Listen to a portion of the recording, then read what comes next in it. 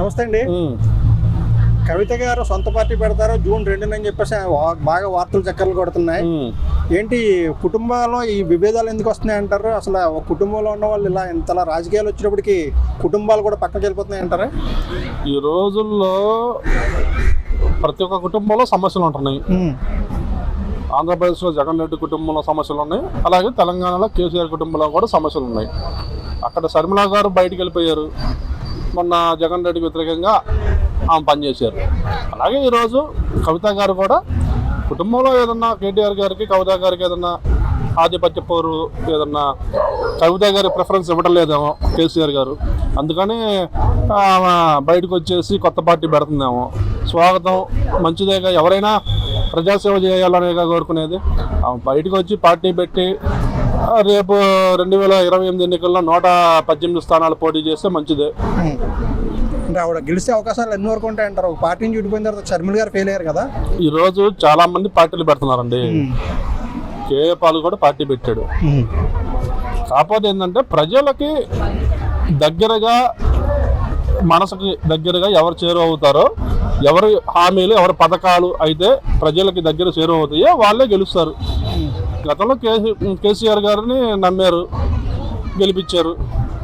ఆ ముందు కేసీఆర్ ముందు ఇక్కడ తెలుగుదేశం పార్టీ అలాగే కాంగ్రెస్ పార్టీ ఉమ్మడి ఆంధ్రప్రదేశ్లో అధికారంలో ఉంది. తర్వాత స్టేట్ విడిపోయినాక కేసీఆర్ గారికి అధికారం వచ్చింది. అలాగే నిన్న ఆయన పార్టీ టీఆర్ఎస్ తీసేసి బీఆర్ఎస్ పెట్టగానే తెలంగాణ ఫీలింగ్ పోయి కాంగ్రెస్ ఇక్కడ అధికారంలో రావడం జరిగింది. ఈరోజు కాంగ్రెస్ పరిపాలన బాగానే ఉంది, రేవంత్ రెడ్డి గారి పరిపాలన బాగానే చేస్తున్నారు, ఇబ్బంది ఏం లేదు. ఈరోజు దేశంలో నరేంద్ర మోడీ గారి పరిపాలన కోరుతున్నారు అంతా. రాబోయే రోజుల్లో కాంగ్రెస్ బీజేపీ స్ట్రాంగ్ ఉండిద్ది, వేరే వాళ్ళకి అవకాశం ఉండదని నేను అనుకుంటున్నాను. 2028 ఎన్నికల్లో ఎవరు ఎన్ని పార్టీలు పెట్టినా వస్తే కాంగ్రెస్ మళ్ళా రావాలా, లేకపోతే ఇక్కడ రేపు ఈరోజు బీజేపీ స్ట్రాంగ్ ఉంది కాబట్టి బీజేపీ, టీడీపీ, జనసేన 3 కలిస్తే బీజేపీ అధికారం, అది కూటమి ఆంధ్రాలో లాగా ఇక్కడ కూడా కూటమి అధికారంలోకి వచ్చే అవకాశం ఉంది. అంటే కవిత గారు ఏం చేసినా ఎవరేం చేసినా కానీ నెక్స్ట్ మాత్రం తెలంగాణలో కూటమి మళ్ళీ అధికారంలో వచ్చే అవకాశం 100% కాంగ్రెసా లేదా కూటమి, ఆ రెండే. వేరే వాళ్ళకి అవకాశం ఉండదు ఎవరు ఎన్ని పార్టీలు పెట్టినా. కవిత గారు పార్టీ పెట్టి తర్వాత ఎప్పటికో ఒక 15-20 సంవత్సరాలకి ఏమైనా అవకాశం రావచ్చాము. కేసీఆర్ అయితే వచ్చే అవకాశం లేదండి. కవిత గారితో అసలు నిజంగా డ్రామాలో ఉందా లేకపోతే నిజమే అంటారా కుటుంబ ఏమో మరి నిజంగానే సమస్యలు ఉన్నాయో కుటుంబంలో, డ్రామాని మనం ఎందుకు అనాలా? ఈరోజు కేటీఆర్ గారికి కూడా ఏదో వార్నింగ్ ఇచ్చినట్టు చూసాం కదా, అందుకని వాళ్ళకి సమస్యలు ఉన్నాయో, కుటుంబ సమస్యలు ఉంటాయి. ఈరోజు హరీష్ రావు గారు కూడా కాసుకుంటున్నారు అధికారం కోసం.